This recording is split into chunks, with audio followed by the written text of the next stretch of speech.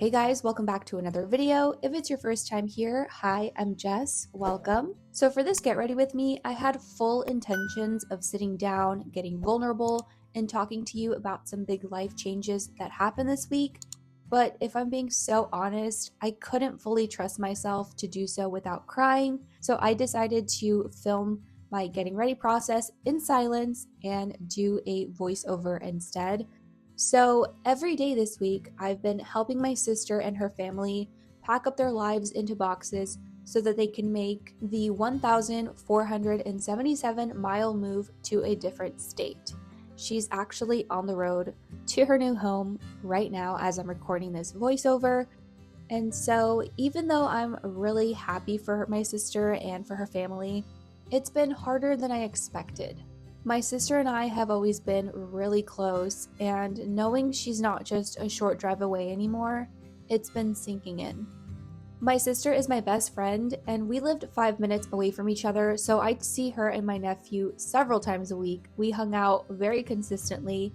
I'd babysit my 2-year-old nephew very often, and let me tell you, I soaked up every minute of it. And so adjusting to the fact that that will no longer be my normal has been rough. There's this weird mix of emotions because on one hand, I'm proud of her, I'm excited for everything that she's going to experience and the growth that's going to come from this, but there's also this ache. Like you realize how much someone is woven into your everyday life when they're not there anymore. And that for me has been a tough pill to swallow, and let me tell you, I've cried several times this week over it. When I talked to my therapist earlier this week, she said something that really stuck with me, and that is that there is purpose in the pain and the discomfort. So change, as much as it hurts, also makes space for growth. And I know we'll still be in each other's lives, just in a different way, and maybe this will push us to be more intentional about our time together, whether that's planning visits or having long FaceTime calls. So yeah, it's been a very emotional week for me to say the least, and I'm letting myself feel the sadness. I'm allowing myself to cry when I feel like I need to, because I don't believe it's healthy to suppress negative emotions. But on the flip side, I'm also holding on to the good that's going to come from this. The new adventures that are going to happen for her, new ways for us to stay connected, and maybe even some new adventures for me too.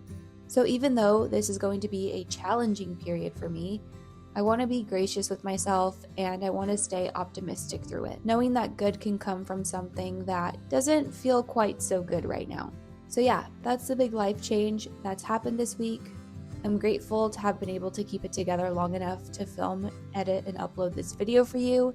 And I'm going to further challenge myself to not miss an upload next week, but if I do, me being sad and not in the best headspace will likely be the reason. But again, I'm really going to try and challenge myself to be consistent on here.